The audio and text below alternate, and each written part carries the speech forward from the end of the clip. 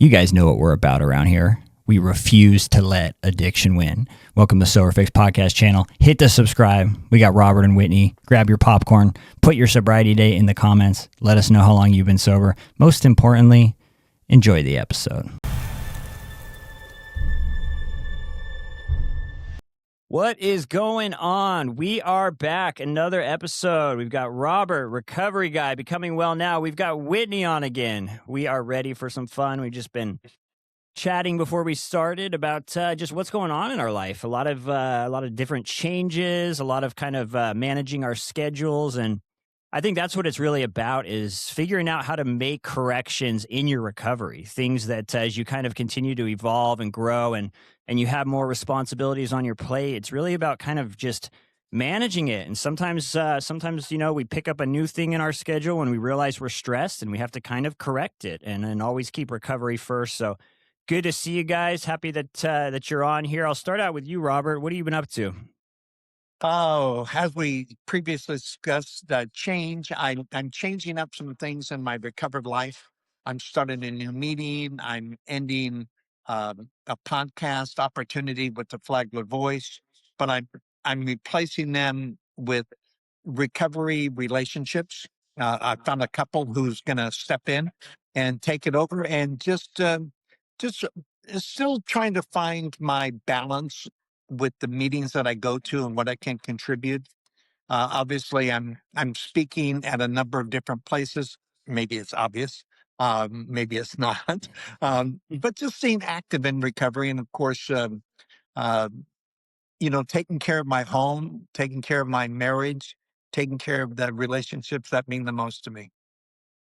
Cool, man. It's good to have you on here, Robert. What about you, Whitney? What's new with you? It's been a while since I've been on here. We had to miss the last couple months. But I am excited to be back. There's been a lot of change happening in my life.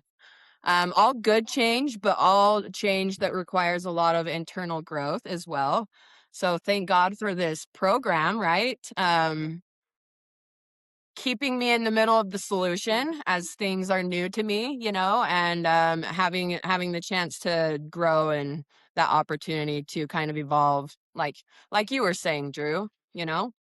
So yeah, everything's going really well. I'm just working a little less because it's my off season, and sponsoring a lot of women, and that's been another thing where I'm grateful that I have my own sponsor, so I can, the things I don't know or feel like I don't have experience in, I can reach out to somebody that knows, and it's really nice to have that hierarchy, that family of recovery. So anyways, just excited to be here, guys. Thanks. Yeah, absolutely. And I don't know. I think with change, sometimes it's uncomfortable, but sometimes it's much needed. And the one thing that's helped me, I think, especially, is kind of like what you both mentioned, but just having the recovery stuff to turn to. Like that for me is kind of my constant. It's kind of my default, and a lot of the environmental things or whatever's going on with my life, different stressors, whatever, that stuff changes, but I find that as long as the recovery stuff stays in place, it's all kind of I can navigate it in a way. But Robert, I want to ask you about this. We have 10 things that my recovery has taught me. And the first one says my recovery must come first. How important is that for you, Robert? I know for me, I had to learn this the hard way over a lot of years, but how do you make your recovery come first? I recognize that without my recovery, I'm nothing. The only reason that we have met, Whitney and I and you and I, the only reason we have met is because of recovery. So every good thing, and you two are certainly good things in my life, have become are a result of my recovery. Every every relationship that has turned around, my marriage, my home, there's not a thing in my life that isn't better because my recovery has come first. So my life, I came into recovery when I was 32. I would not have lived to be 33. I stood in front of the mirror on February 9th in 1986, and I knew I was going to die. So when I say my life, I owe AA everything, and I owe the plan of recovery every good thing that is about me. I don't know where the bad things come from. They're an alter ego, but I know every good thing about me comes from recovery. And I need to remember that everything is a gift of my recovery. Without my recovery, I'm just a drunk waiting to die. Yeah, and that's very relatable to me. It's like everything in my life relies on it. Pretty much everything. I mean, just everything. And I think that's why I think it's easy to see people that are sober and stuff. And if you've never been through a lot of the addiction stuff or alcoholism or whatever, it's probably easy to say, "Man, why are they so into this?" Why? But I think a lot of times they don't realize like that our life is at stake with this. There's many people that have to be sober if they want a good life. But Whitney, I want to ask you, how do you make your recovery come first, or why does it come first? Do you think? Well, without my recovery, right, my life is a complete disaster, and I learned that over a course of 20 years, right? But being early in recovery compared to you guys, you know, there's been a lot of that that comes up where I'm like, I get comfortable in my recovery, and then, you know, a new opportunity pops up or work or different priorities come up, and I sit there and I compare them, and I'm like, well, what one is more important? And for a split second, I have to ask myself that, right? But then I realize, like, it always breaks down to like, I won't have any of those opportunities. I won't have any of the beautiful things that are coming to me if I don't put my recovery absolutely first before anything and everything. And for me, that's just a fact. Like I can't sacrifice meetings to go do something more, you know, like it's always um and I've learned that through experience this first few years, like kind of teetering on like, oh, maybe I should work more hours and do a little less recovery. And when I trial and error that, I see an immediate effect on my life and my spiritual fitness and my spirituality and my commitment to recovery, and I see it's like a tangible difference in my day to day, you know. And so yeah, I've completely learned that this is the number one most important thing in my life, and I'm passionate about that. So Yeah, and that actually brings up a question for me as well. And I'll go to you on this, Robert. We see a lot of people that they really need to get sober. You know, they're struggling out there. They're knocking on death's door. They're not able to hold relationships. Their mental health is going downhill. They're in debt. They've spent all their money. And all of a sudden they come into recovery and things start to get really good and they do a lot of work to get sober and things get a lot better. And then you see kind of it's almost like that saying like the things that helped me get sober could be the same things that take away my sobriety, where they kind of get to a point where they just stop doing as much to stay sober and recovery doesn't become a priority anymore. Why do you think that happens, Robert? I think two reasons for me. Number one, they don't view drinking as death. Bill Wilson, the co-founder of AA, was very emphatic when he said, as only the dying can. And other also, because I want to hear Whitney's take on this as well. Um, a lot of times we do things because we're threatened. The judge says, if you don't go into this treatment center, I'm going to give you 5 years. We discussed this before. The boss says, if you show up drunk again, I'm going to fire you.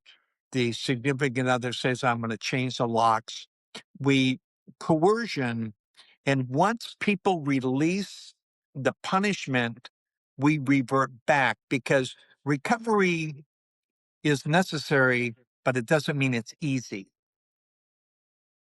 I mean, who likes to look at Bill says in the 12 and 12, once again, Bill Wilson, co-founder of AA, who likes to admit complete defeat? Practically no one. And until I am ready to admit, to concede to my innermost self that I'm alcoholic, I don't stand a chance. So I need to view drinking as a death sentence. And until I do, I probably will drink again.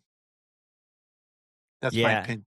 Yeah, no, that's so interesting, and thank you for answering that, and, Robert said he wants to hear your answer, Whitney. What do you think? Why do we work so hard to kind of heal and then just, push on the brakes and start, coasting and stuff? Why do you think that happens?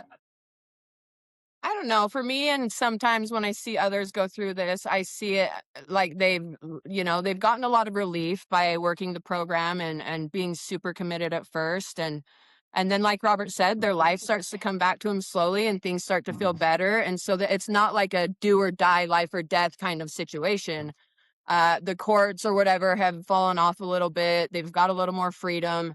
And now it really just comes down to like, are you powerless? Are you convinced that this is like life and death, you know? And I think at that point it's super important for people to, if their recovery seems to kind of plateau, there are always so many more opportunities within the program or within recovery communities or anything that can add that new spark to your program, you know? I believe, and I know I go into this every time, but I am a huge believer in the service part of the triangle. Well, the whole triangle, right? But service for me has been when things kind of started to plateau and do that whole like, okay, I feel like I'm okay. Um, when I started sponsoring women, that's when everything changed for me. And it's kept this program completely new to me. I learn something new every time I sit down with a sponsee and take them through a different step. Or, I mean, it's just constantly like it's constantly increasing my testimony of this program and what it can do for people. And not only do I get to see the magic happen in my own life by doing that and being of service, but it's just such a relief to get outside of myself and see the miracles happen in other people, and that to me is evidence of this program working. It's proof that this does work. I mean, I don't need proof because I already know this has worked for so many people before me, but when you experience it and see those things like in real time, it changes you, you know. So there's always more to be done. There's always more to um deeper avenues to like adventure into, you know. And I'm one of them I'm really excited to do is I have an opportunity to take meetings into the prison here soon, and I've been waiting to do that, and I'm so excited. And so that's something I can, you know, look forward to that will be different. But this program never gets boring to me. There is always just it's always just I don't know, a beautiful experience for me wherever I'm at. There's always more to learn about myself and the program and recovery. I never get bored of this. So, You know, Whitney brings up something really important in that service. Um, Number one, according to the Big Book of Alcoholics Anonymous, and you may not disagree, you may or may not agree. However, if you disagree, you don't agree with the Big Book because the 12th step, we cannot do 12 steps without trying to carry the message. And at a critical point in my sobriety, I was about 6 months sober after my relapse in 1986, and I knew something was missing. I was so, but I didn't know what it was.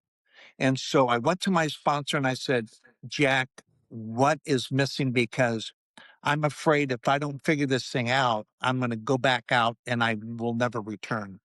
And he pointed out what Whitney talked about, service.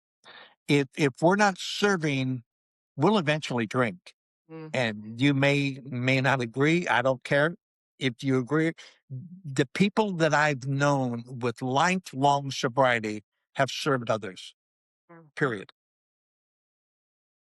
Yeah, anyone that I've ever anyone that's been seen to be very content sober and had a good life and remained sober for a long period of time, if you talk to them, it seems like there's always something that they're doing Yeah. involved with spreading the message, going into doing panels, going into the prisons, like sponsoring people, just at least something, some Yeah. type of spreading that message. Thank you for that answer, guys. I want to go to this comment. This is from Fresco Clean 2 days ago. It's kind of longer one, but we can just kind of talk about it. But I think it has a good message in it because it says, I functioned pretty well for 7.5 years on oxycodone and alcohol. I went from making 100 grand to 300 grand per year in that time. I had a fiance, bought a house, had 2 luxury cars, and spent 60K a year on pills. Towards the end, the dosage kept getting higher and higher, and I couldn't go to work for 8 hours. I was the boss, so it was okay, but then I couldn't even get out of bed for more than an hour. I couldn't sleep for a few hours without waking up and taking a pill. I was extremely sick and my health was falling apart, and that's what made me stop being a functional addict. I just want to comment on this real quick. It's just, I think it just summarizes like the progression. It's like, even if I mean, this guy was making a ton of money every year and was spending a lot on pills, but it's like, you just can't escape it if you're one of us. Like, it doesn't matter how much money you're making. It's like, the time will come where it continues to get worse. What do you think about this, Robert? I think tolerance is the enemy because tolerance is very simple. And this person um, spoke of this nicely, where they were taking a certain amount of oxy can function. And I think the term of functional addict was was made up by people who still wanted to use, they had to Yeah. call themselves something. So they called themselves functional. Um, Yeah. but tolerance dictates to us over any considerable period, things get worse, never better. If I would have drank as much as I drank when I was 32, if I drank that much when I was 14, I'd have been dead. Oh. If I'd have done as much cocaine, if I'd have done as much LSD, my 50th trip or my first trip as I did my 50th trip, I would have been permanent psychosis. And so fortunately, this person caught it in time to where hopefully they're clean, they're sober, they're living a normal life. Or um, in that word normal, we can batten that around. I live a normal life. Whitney lived a normal life. You know, Drew, you live a normal life. We react sanely and normally. It says in the big book. And but tolerance dictates to us where common sense and reason ceases. Yeah, that's a great point too. And it's like, I don't think they're sober yet. Towards the end of the comment, he said that he's trying, though, currently detoxing, feeling all the pain and everything. So I hope that, that was 2 days ago. I hope you're feeling a little bit, at least a little bit better today, and you hold on. But Whitney, what do you think about that? Can you relate to that? Just kind of, just the progression of it all, how it starts to just, one thing leads to another, and you just can't seem to get it under control. Can you relate to that? I can relate to that so well. I was that for so many years. That was me out there for so many years. It started really minimal, or so I thought. Pretty harmless, smoking weed on the weekends and drinking with my friends. Um, and it was always my battle. I always got caught up with the law, and so I always had to stop, right? And so I'd stop, and I'd get some sober time, and I'd think, oh, I can do this. I can do this without it getting like as bad as them. But little did I know, I am a full-blown alcoholic. I have that ism. That is something I will never be able to escape, like Drew said, and, um, that's what will always win. I can maybe keep some sort of tolerance at a level for so long, and use a certain amount every day for so long, but there is always going to be a day or a time where I want a little bit more, because that's what we want. We always want more and more and more, right? It's never enough. Um so that's kind of, and that was really that was really deceiving for me when I was kind of out there in my sickness and, trying to fight the fact that I was one of us, right? It was really deceiving because I could kind of balance on that like fence, and It would always yeah, it would always just end up in the same place, and whenever I'd go out and relapse, I'd come back and pick up right where I left off, not back at the beginning, but right where I left off, and it would go a lot worse, a lot faster, a lot quicker, and at some point, I needed treatment, so, but yes, I hopefully this guy can get it together. I mean, that's a tough detox to do, so good luck. Yeah, it really is. I actually had another one. I almost asked you about this earlier this week, Robert. It's just interesting to hear. Interested to hear your take on it, or you too, Whitney. It says it kind of has to do with like you're sober because you have a problem with alcohol, but you have legit chronic pain.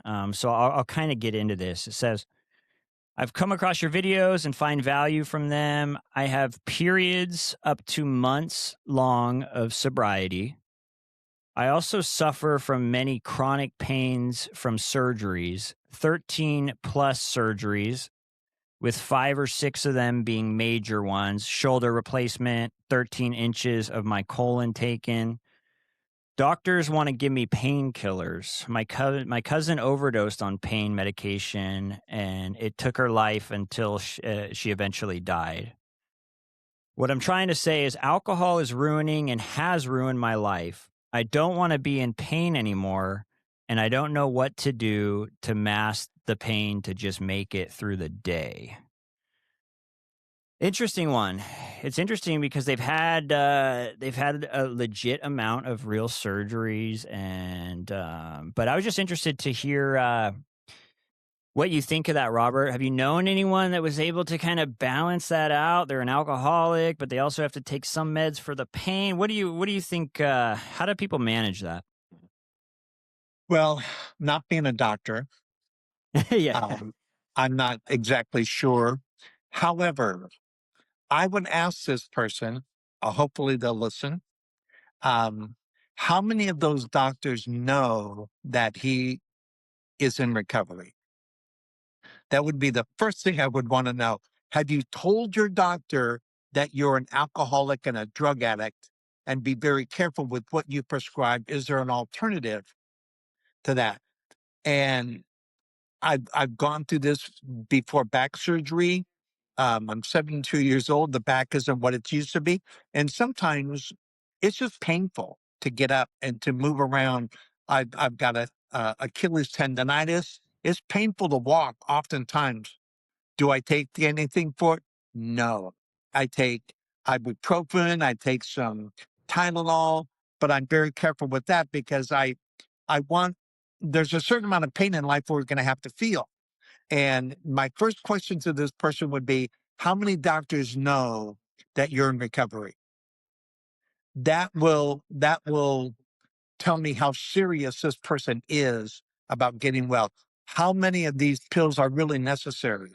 Now, having been a former counselor in a co-occurring disorder situation, I know there are times where psychiatric evaluations and conditions mandate that a person take some mind-altering chemicals. I get it, um, but is it really necessary? And only he and his physician knows that. But my first question would be: are you being honest with your doctors? Yeah, that's a great question because the second you said that, it's like I was never honest with any doctors ever.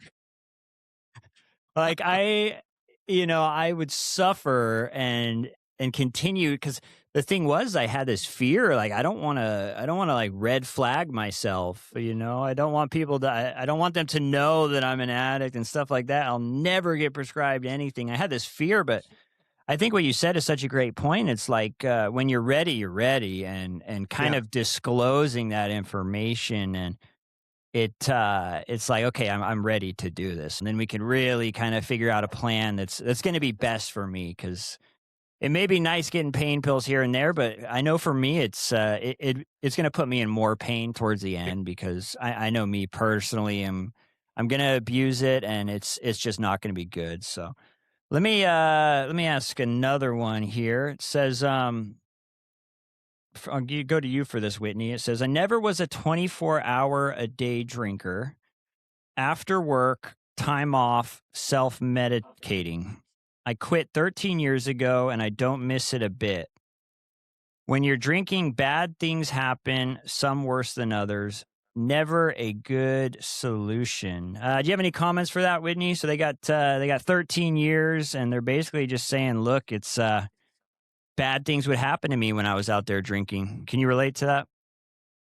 Yeah, I think we probably all can relate to that.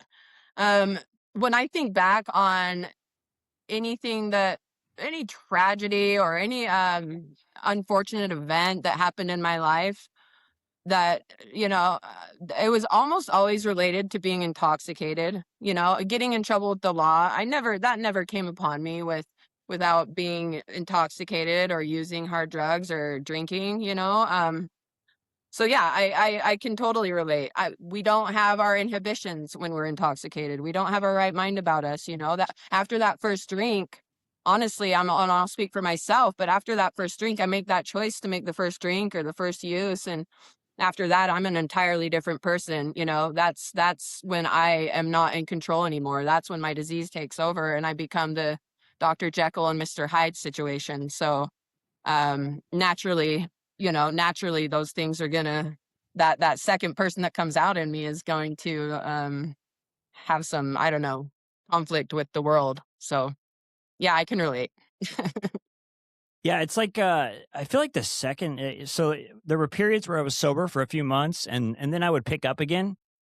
And I would literally change like that. Like 5 minutes into getting high, I would, like, feel it take over my body and my whole mindset, like, those last 5, 4, 3 months of recovery would be out the window so Mhm. fast, and my behavior would just change right away, and, oh, it just wasn't good. But, Robert, I wanna go back to this, 10 things my recovery has taught me list, and it says,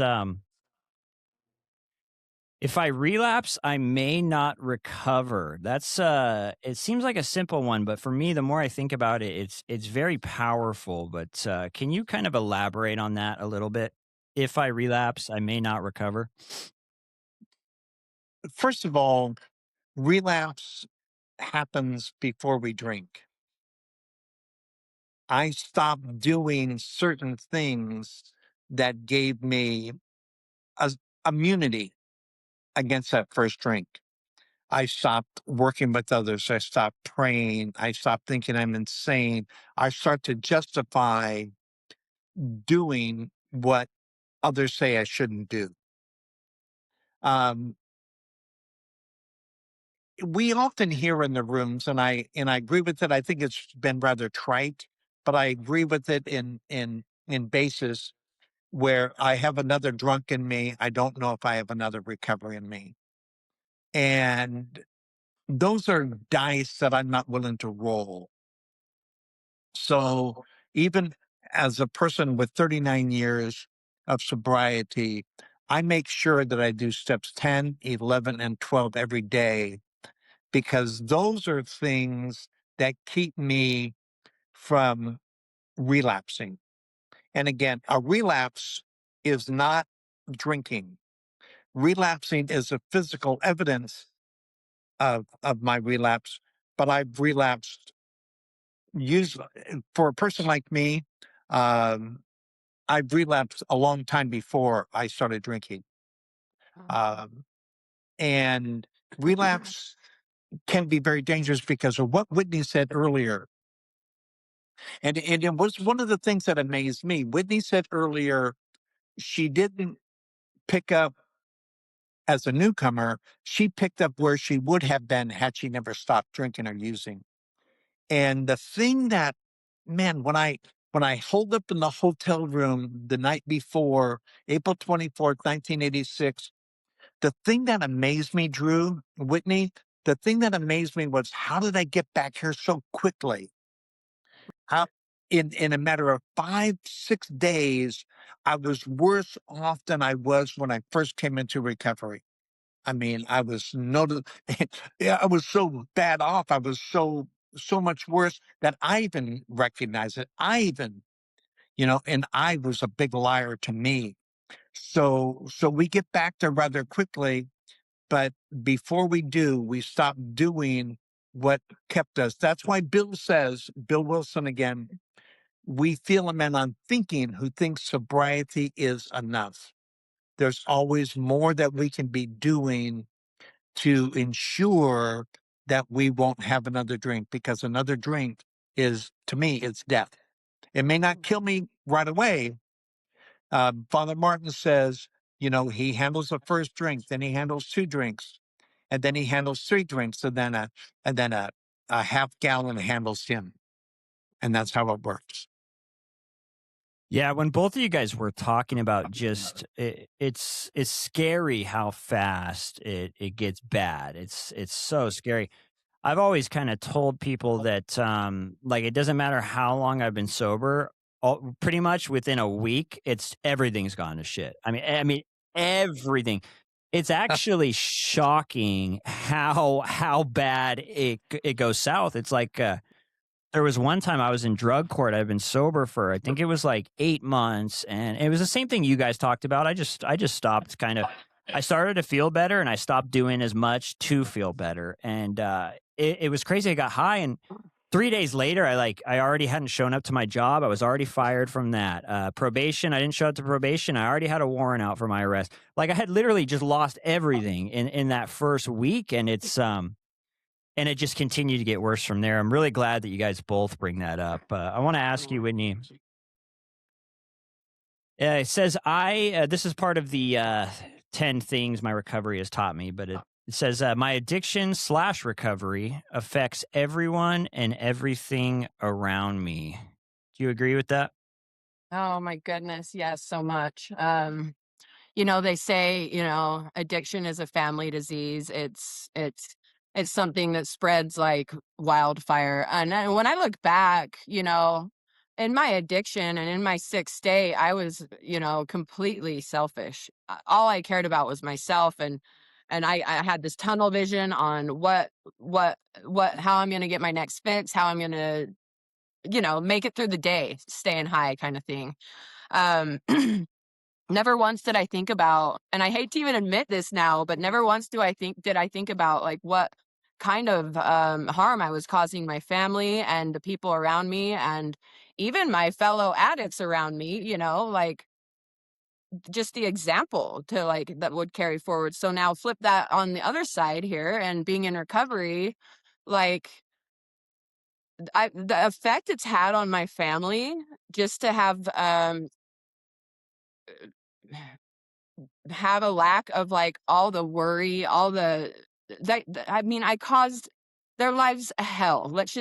I was so brutal to my family, and to now be recovered and to see, like, the light that's come back not only to our family, but even beyond that, just to friends and family friends and cousins and way down the line, this stuff affects everybody, Um, and it's something I'm proud of today to be able to be a person that people can see as an example rather than somebody that's just destroying civilization.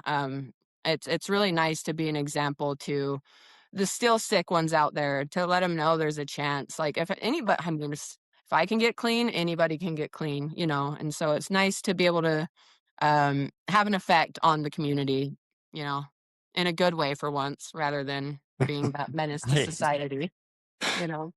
It's so true though. It's like I think that's what's so great about recovery too is like yeah, we affected a lot of people out there. We did, but it's like you're going to affect a lot of people on the other end of it too, like you were mentioning. I forgot about this comment, Robert. It kind of goes to the what we were talking about, how badly things get when we pick up and drink again, how badly they go bad. But it says I stayed clean for 120 days, and I used on the 121st day, and I've been using for the last 3 weekends. And it says I'm trying to sleep on my fourth day of being awake.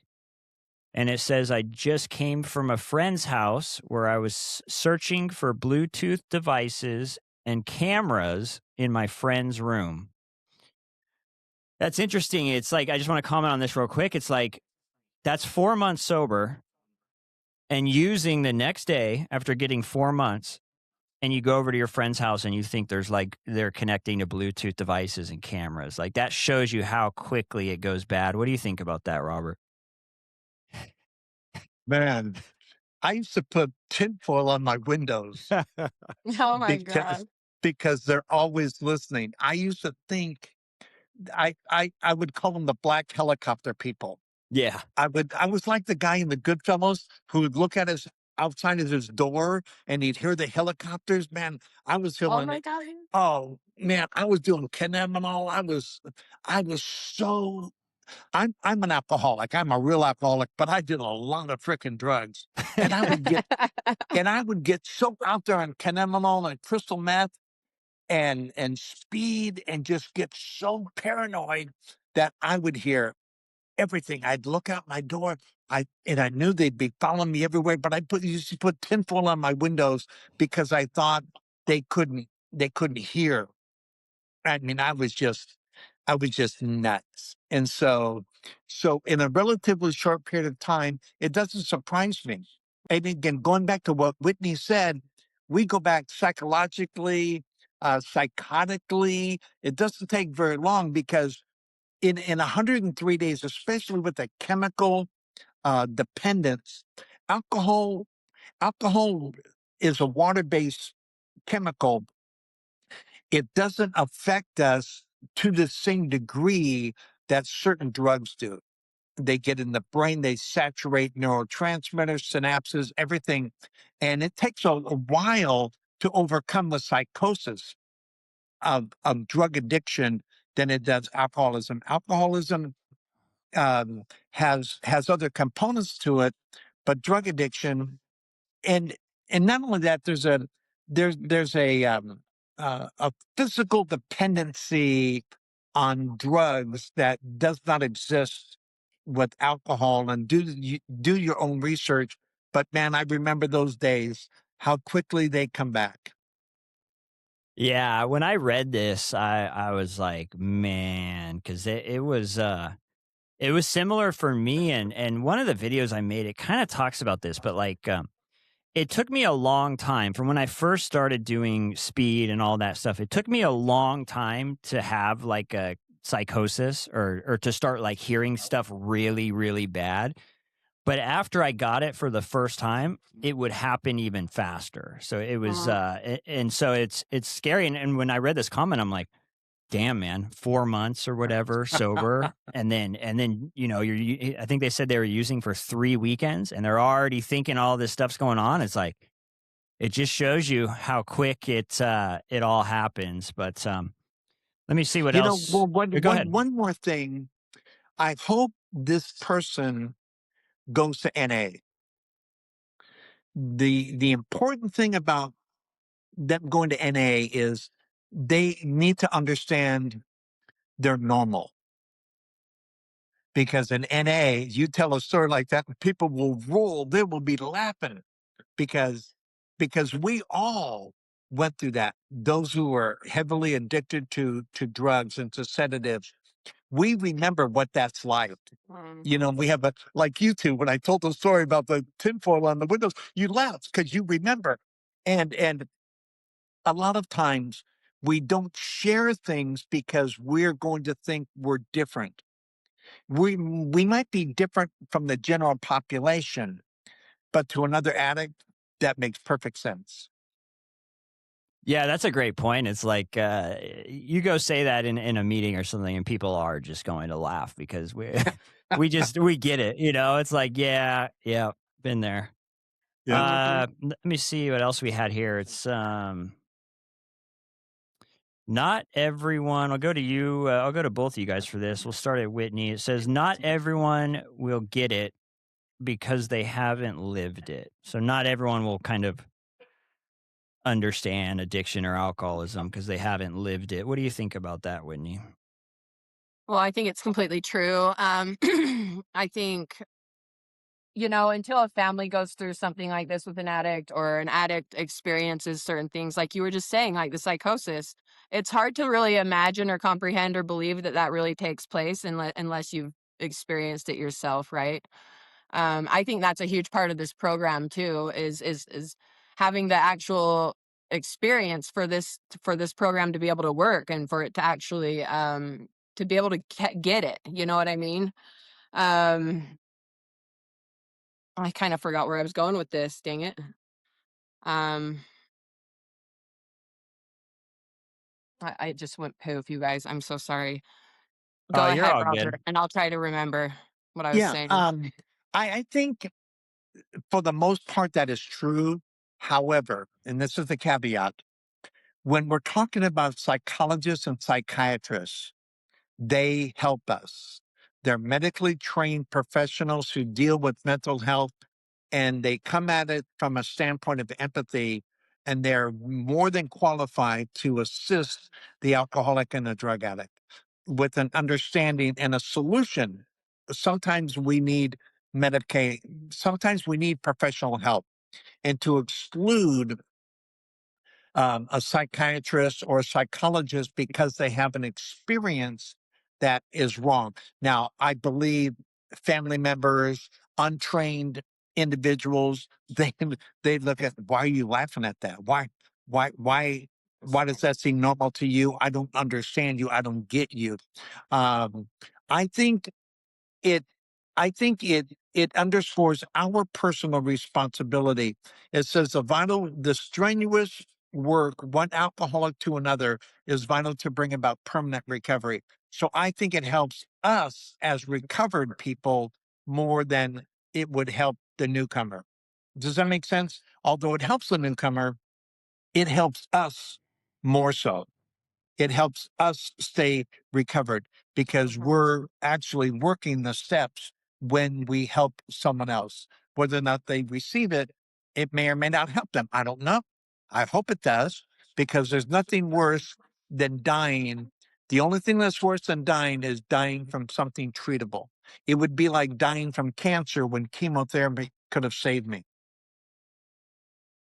Yeah, and that's it's such a I feel like that's one of the hardest things to see nowadays, like when I'm driving around LA for work and stuff and I see people kind of, homeless out there and they're talking to themselves and they're yelling at everyone, and you just see it and as someone that, has experienced it and now has kind of found a way to live without it, it's such a bummer because and it reminds me of myself because I'm like, man, when I was out there, I didn't even know there was another way to live. I just didn't, and I think that's one of the bummers and kind of rough things when you're sober is to see that and kind of wish that everyone could get help. But let me see what this one says. I'll go to you for this, Robert. It says. I fell off for a little while recently, so I'm assuming like a relapse, and it's been a struggle to just stay away from the drug scene. My therapist says I'm almost too secluded and need some good friends. And then he says that probably comes from being surrounded by people in addiction and living through all the stuff we do when we're using. It makes it hard to trust and be around people. What do you think of that, Robert? I think this person is very courageous in not giving up, seeking professional help where it's indicated. I think the fellowship of recovery is so important. Whether it's NA, OA, GA, SA, EA, find people who can relate to you or you can relate to, and go love on them. Let them. I love the adage, and it sounds rather trite and overused, but we'll love you until you can learn how to love yourself. Only the rooms of recovery did I meet a group of people who liked me the more they knew about me. Does that make sense? Family members, loved ones, sisters, brothers, employers. I They found out about me over time, but I would never reveal things about me, because when you found out about me, you stopped liking me. You asked me not to come back. Here, we find out somebody's burnt their life to the ground, and we clap, we applaud, we say, "Yeah, yeah, keep going, keep coming back." And we're not used to hearing keep coming back. So hopefully this person gets involved in a 12-step program in church, whatever you what that says, I don't care where you came from, I don't care what you did, I don't care who you did it to, I don't care how long you did it, I don't care what you did. All I know is I'm glad you're here. When we hear that, we begin to believe it. And we stay long enough involved in the fellowship that the roots of recovery take hold and we never leave. Yeah, I think that initial like separation from people, places, and things, those are things we can't change. But what we can change is what we do with ourselves, and that initial separation from the drugs, the scene, the everything is so important for any success in this getting sober thing. And like Robert said, I think if this person hasn't been introduced to the rooms or 12-step meetings, I could not have done sobriety or recovery without having a fellowship of people that understood me and took me under their wing and told me how they did it, because I've never been sober and recovered before, so how the hell am I going to do it without a little, like, instruction or coaching or whatever else it might be. But that fellowship, when it clicks and you finally start to like get excited to see these people and look forward to the meetings, that is when really the magic starts to happen in these rooms, and you get the fire that you want, in your soul, to like maybe start working the steps and seeing how these people are so happy and their lives are so simple and they're just like happy, joyous, and free. That's like the program says, it's very attractive. It's not promotion, it's attraction. And yeah, I highly recommend this person gets involved with like a program of sorts. You know, I'm going to share something personal about Whitney. Whitney's an open book. So in advance, she doesn't mind. Whitney and I were serving together. We were on a panel when she relapsed. And I don't remember if I told you directly or if I told you through your sponsor, but it was really important for me to let you know that whenever you get on the right track, we're gonna touch base. God's gonna use you again. Yeah. And I did that because I owed it to you. But I wanted you to see that the fellowship is something that never dies. Right. I love you just because I love you. I don't love you because you're recovered. I don't love you because you're using. I just love you for the sake of loving you. And I think once you understood that moving forward, that helped create in you this silver machine that you are today, working in treatment, doing everything you can. But that's the kind of love that we have in the in another place, in another world. They'd have said, Robert, you've relapsed, we can't be around you anymore. But when I relapsed, man, the people said, my sponsor didn't say, where have you been? He said, are you ready? Yeah. And man, that he wasn't judging me, he was just glad to see me back. And that helped me be accepted. And a lot of times that's all we need to be. Just Mhm. I'm a mess. Will you still love me? Yeah, and it's such a nice feeling too when you're scared to kind of tell everyone, "Hey, look, I messed up," and you don't even, you start thinking in your head all the, "Oh God, they're gonna tell me to leave. They're gonna say this is crazy," Mhm.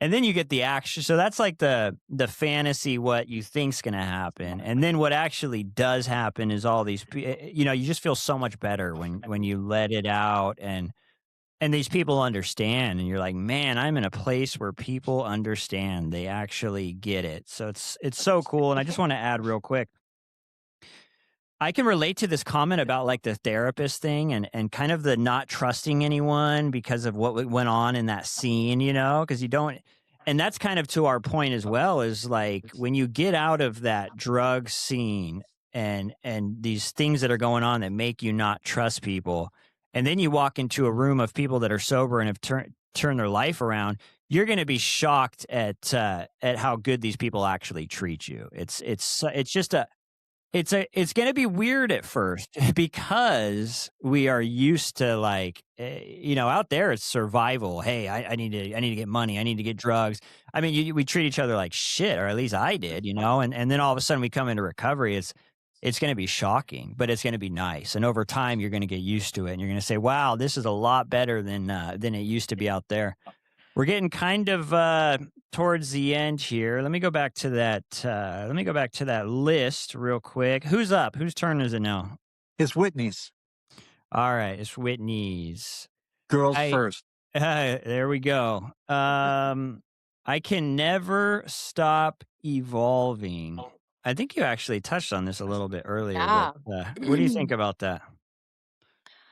Oh, that's where all my passion for this program comes in, that first year was just removing the obsession, right? That was getting sober, that was removing the obsession, that was the loudest thing in the room, it was a lot of what I could really focus on, right? This second year has been, challenging in ways that, I'm super grateful for because never have I really I worked the steps right away, right? But my second year and maybe, 18 months on, the steps really started to work me. And, all those principles that I picked up along the way, this new design for living and, applying, the steps into my life, working them every day, really started to make sense. It, started to click. And so now, I'm having an opportunity to, rather than dealing with, those major character defects right in the beginning, like selfishness, all those big pride, all the big ones, right, that are so loud at first. I've gotten a handle on a lot of that, and this whole new array of, challenges or introspection, I guess, or, um, opportunities to work on myself have popped up, and it's been a huge growing experience for me. It's been normally in my past life, I would have complained and bitched and been like, "Oh my god, I hate myself," all these things. But, now I can see it because 'cause I've kinda rewired my brain with this program as opportunities for growth and ways I can actually evolve and become a better person, and, um, that's, I think, my favorite part of this program is I've said it already, but there's never a destination. There's always something more to do. There's always a way to be better than yesterday, and I've just this now that I've gotten that initial, all the drugs and all that lifestyle and the people, places, and things kind of, removed from my life, and I feel like that obsession has been removed completely. I can focus on what's in here, and it's an inside job, and I it's been really humbling, super humbling, but I've got a lot of experts around me. I've got a lot of people that love me, care for me, versus on the streets when they're all transactional and trying to get what they can out of you. These people in this community actually care. They give a shit and they're there for you. And it's new to me. These things are new to me. Like that guy had talked about trust. That's been a whole thing. Like, how do I get vulnerable with people and trust these people when I'm so used to being so closed off and protecting my street whatever. So um that is my favorite part of this program really is the opportunity to always grow, to always take a shift in perspective, to always help another person, and these things just they keep me fired up and they keep me going every day. I look forward to when my eyes pop open in the morning because I just know there's so many good things in store for me if I keep doing what I'm doing. So, anyways, Yeah, that was a great way to put it, and it's like it's such a shock to wake up in the morning and actually be excited about the day. That was something that was just it was so foreign to me for so many years because I remember kind of waking up in the days of drinking and getting high, and it from the second I opened my eyes, it was like oh, I have to do this again. Like I have to go through this day trying to get money or getting high again or doing this, doing that. And it's like to be able to wake up and be excited for the day It's something that probably a lot of people feel normally, but I didn't, and it took time for me, so I could totally relate to that. I know we're getting towards the end here, Robert. Let's see if I could throw one more at you. Oh, one. This is a good one. One may not hurt me; it could kill me. Oh. Interesting. I was kind of reading that wrong at first, and I'm like, wait, that doesn't make sense. And then it just hit, and I'm like, oh yeah, it definitely makes sense. What do you think You about that, know, Robert? I I I think of my friend Russian Ted, who was instrumental. Ted didn't talk to anybody very much, and he talked to me less. But he was instrumental. He was profound. He taught me a lesson on gratitude. But another, you know how we say it's the first drink that gets you drunk? I I needed that put another way. And one time I talked to Ted, or he talked to me, and he said, if you're standing on the railroad tracks and a 135 car train hits you, how much do you think the caboose had to do with your death? And I said, well, the caboose had nothing to do with it. And he said, what car killed you? And I said, of course, the engine.